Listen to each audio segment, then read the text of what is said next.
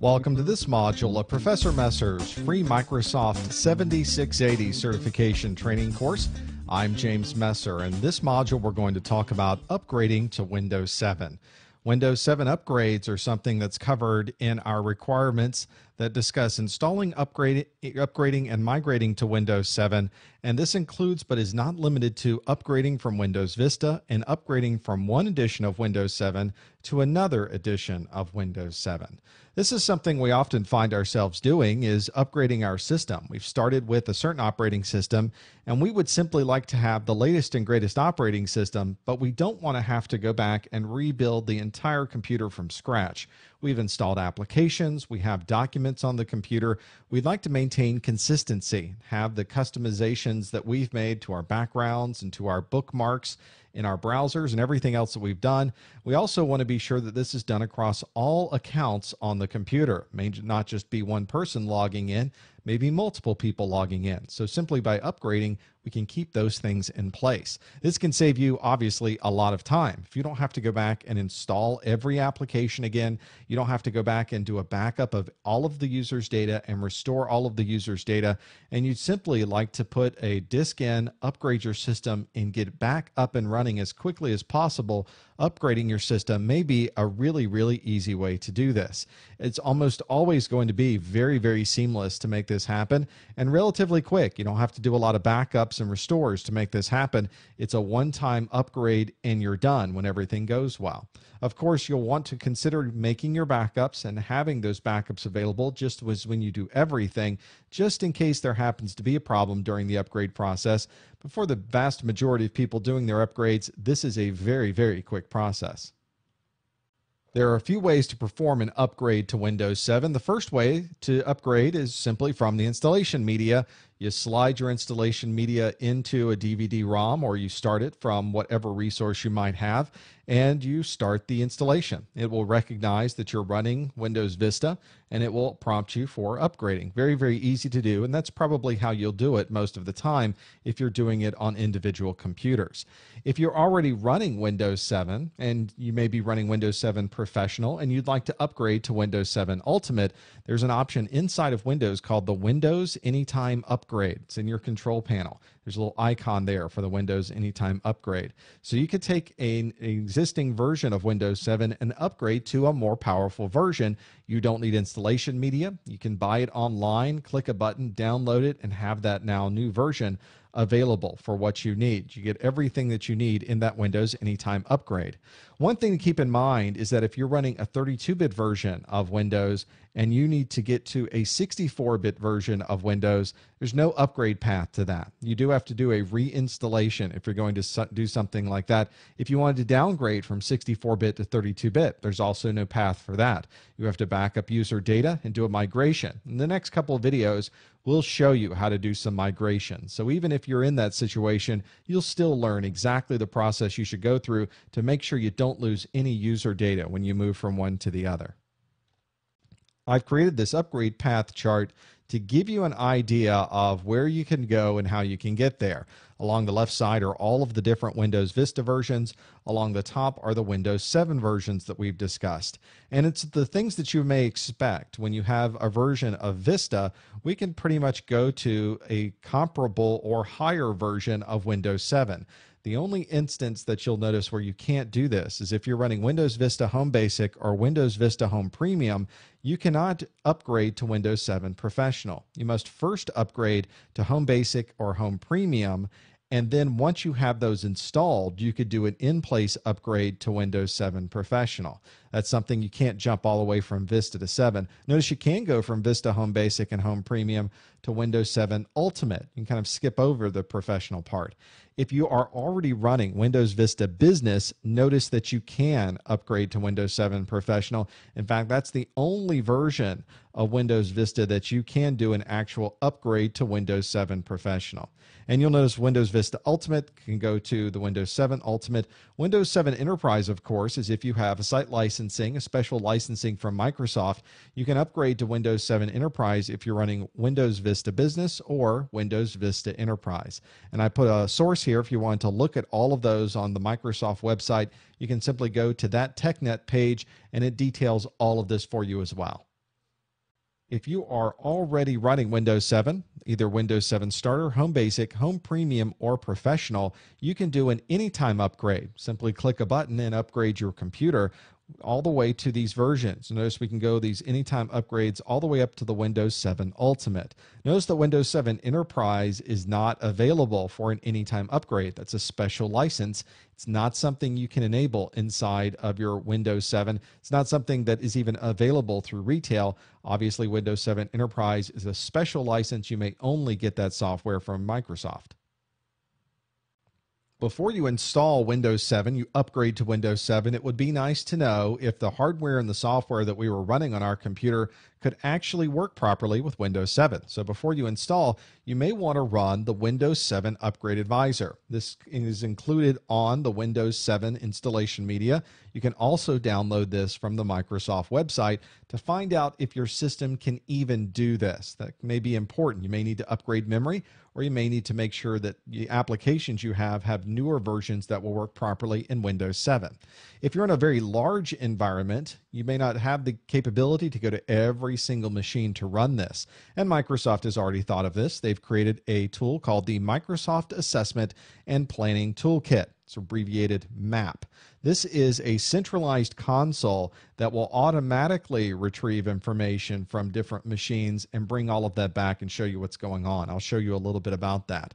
Before you do any installation, even before running these upgrade advisors, you may want to be sure that you have all of the latest service packs installed, all of the latest security updates installed. Make sure that your operating system is absolutely up to date. That will be pretty important. You'll need at least 10 gigabytes of disk space if you're planning to do one of these upgrades. That's a little bit less than if you're doing a clean install or a dual boot installation, because there's already an operating system there. We're replacing aspects of what's needed on that system, so we don't need quite as much disk space. Still, we'll need plenty of room there, that 10 gigabyte of free space available. And of course, as I mentioned before, always have a backup. Always get your system completely backed up before you do anything major like this. This is going to be a big change when you go from one operating system to the other. If something goes wrong, you're going to need a way to go back to the way it was before you started the entire process. The Windows 7 Upgrade Advisor is very, very easy to run. You simply launch the advisor and it tells you to check to see if your your PC is ready for Windows 7. You click a button to start the check. It goes through and scans your entire system, looks at your hardware, looks at your software, and it will tell you if you can upgrade. I ran this on my Windows 7 system to see if I could upgrade to a newer version of Windows 7, a more powerful version. In fact, it said that you could upgrade to the 32-bit Windows 7 Ultimate with a Windows Anytime upgrade. In fact, my machine is from Dell, so it even tells me that you may want to talk to Dell first. There may be different drivers that you're going to need, but all of your system requirements passed. I also was able to see from a software perspective what applications were not going to work exactly the way that they are under the existing configuration. You may want to be sure that you have an update to some of these before you start working and performing that upgrade, or at least contacting that manufacturer to see if this version is really going to work properly once we perform the upgrade into Windows 7. As I mentioned earlier, if you don't have the ability to go to every single computer and run that upgrade advisor individually, we can do it all from one central console using the Microsoft Assessment and Planning Toolkit. This is really designed for large-scale implementation. You've got a huge environment, hundreds or thousands of computers. You need some automated way to determine if they can really be upgraded or not. This will integrate and does require Active Directory services to be able to get this to work properly. So as you can tell, it really is designed for those enterprise-type environments.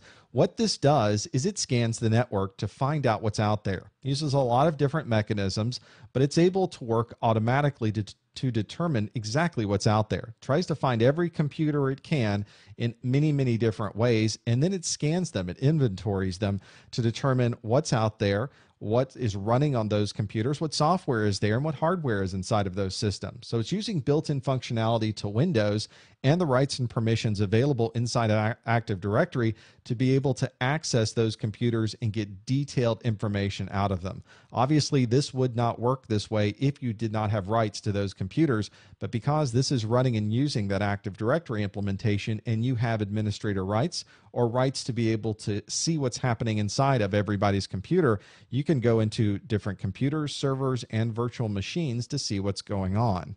This is also something that works with many different operating systems, not just Windows operating systems. So if you're running a different operating system, you're running Linux on another machine, you can have this scan that device as well to determine if that Linux machine is capable of running Windows 7. What's interesting about this is that it doesn't require any agent software running on that separate computer.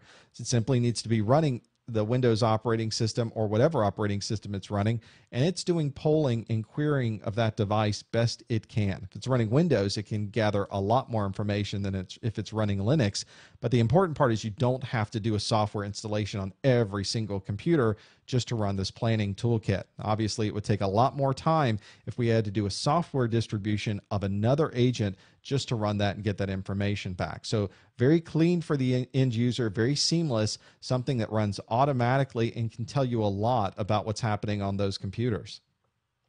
Here's what it looks like. I have a very small network in my network here, and you can see that I got a lot of systems out there. I scanned 5 systems. Only one of them was ready for Windows 7. The other 4 were not part of the Windows domain. So this Microsoft Assessment and Planning Toolkit front end that I was running from my server couldn't access those 4, but it did access one of the machines that I have on my domain, and it scanned it and said, yes, it is ready for Windows 7. And if you wanted to go through and look at the inventory, you can simply select the different options on the menu here to see what specific machines are on my network, what type of hardware and software is running on there, and what are the recommendations, which ones are available to upgrade or not.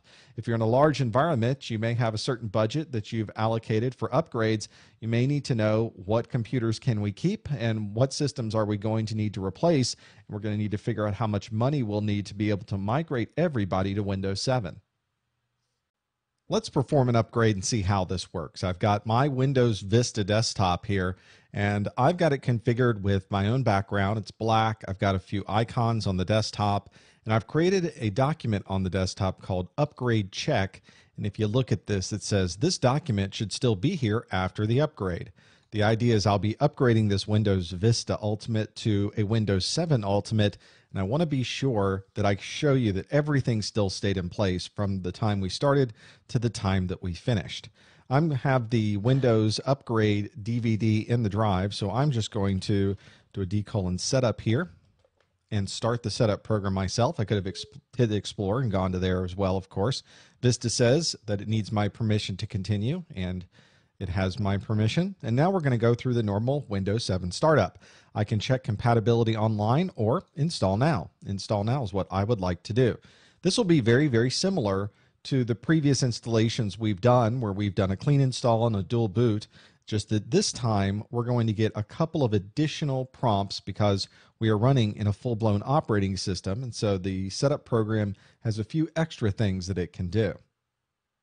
One of these things that it can do is to get updates. It can now go out online and get the latest updates for the installation. There's another option here where we could say don't get the latest updates for the installation. It warns you the installation might fail and your computer could be more vulnerable to security threats. The advantage here is that we have all of the latest and greatest drivers and information that we can use to do this installation and this upgrade. And unless you have just a very, very poor connection to the internet or you have severe bandwidth limitations, you should almost always choose to get the latest updates. It doesn't take long to get the updates, and then we get right back on track with some of the things that we've seen before, like the end-user license agreement. We can accept those license terms, and now we have those options we always have, which is to upgrade or to do an installation of Windows Fresh. And of course, this time I want to choose to do an upgrade. During this next section, Windows is going to do a compatibility check for me. So I'll be able to tell pretty quickly if this is going to work. And it tells me that Windows Vista Ultimate Extras have been discontinued and will no longer be available after upgrading to Windows 7, so something you should keep in mind. And upgrading Windows will affect the following devices and or programs. And it's talking about a very specific sound controller that I have in this virtual machine. In my case, those are just fine. I can continue along with that. We don't have anything that would stop us from doing the upgrade at this point. Now we go through the same file copy process that we've done with the other installations. After a couple of reboots, Windows 7 is now finished doing all of the loading of files, and it now begins the process of transferring the existing files and programs over to work with Windows 7. If you've been doing this upgrade yourself, you know that you go through a number of reboots. There have been 4 total reboots. We're now finally at the point where we're setting up Windows.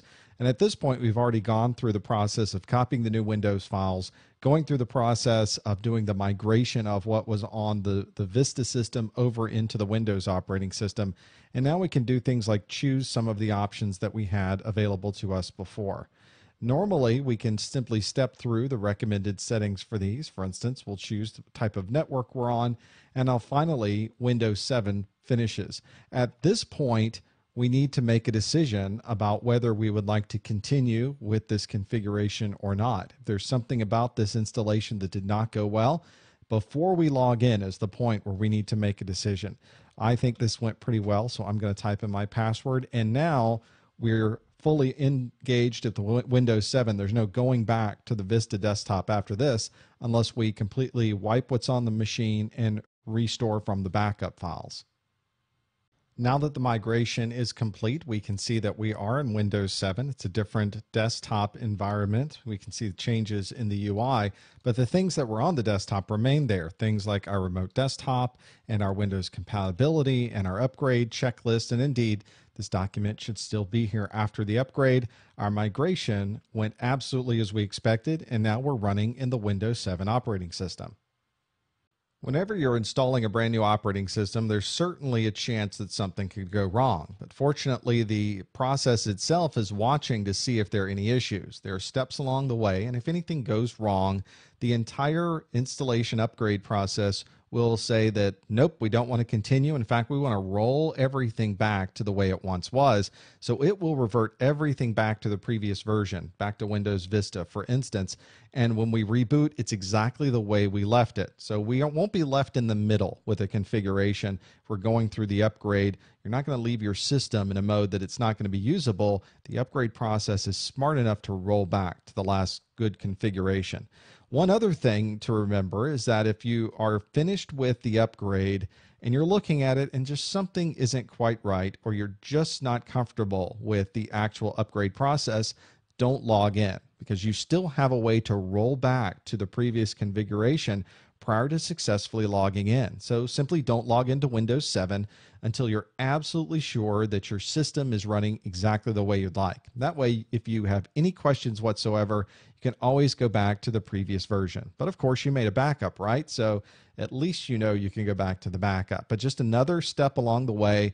And once you install and get the upgrade there and then log in, that's done. You're going to have to use your backup then to go back to the previous configuration. Let's review some of the things that we've learned in this module. Our first question is, what is the process to upgrade from Windows Vista Home Premium to Windows 7 Professional? Well, if you think back to that chart I created, you'll know there is not a direct path. So if you still would like to do the upgrade, you're going to first need to upgrade to Windows 7 Home Premium and then perform an anytime upgrade to finally get to the Windows 7 Professional. Our next question is, how much free disk space is required to upgrade to Windows 7? If you think back to our requirements page, we needed at least 10 gigabytes of free disk space to be able to perform the Windows 7 upgrade. And our last question is, which Windows 7 editions allow upgrades from the 32-bit version to the 64-bit version? And if you also recall, it's a bit of a trick question, none of them. You cannot perform an upgrade from a 32-bit to a 64-bit version. You also can't upgrade or downgrade from a 64-bit to a 32-bit version. You must do a migration to be able to do that. And that's why we have those migration videos coming up that's going to show you the exact process to go through if you need to go from a 32-bit to a 64-bit version. That covers our requirements for upgrading to Windows 7. We've now learned how to upgrade from Windows Vista and how to upgrade from one edition of Windows 7 to another edition of Windows 7. If you'd like to watch any of our absolutely free Microsoft videos, if you'd like to watch any of our absolutely free Microsoft certification videos, you'd like to participate in our message boards or much more, you can visit our website at professormesser.com.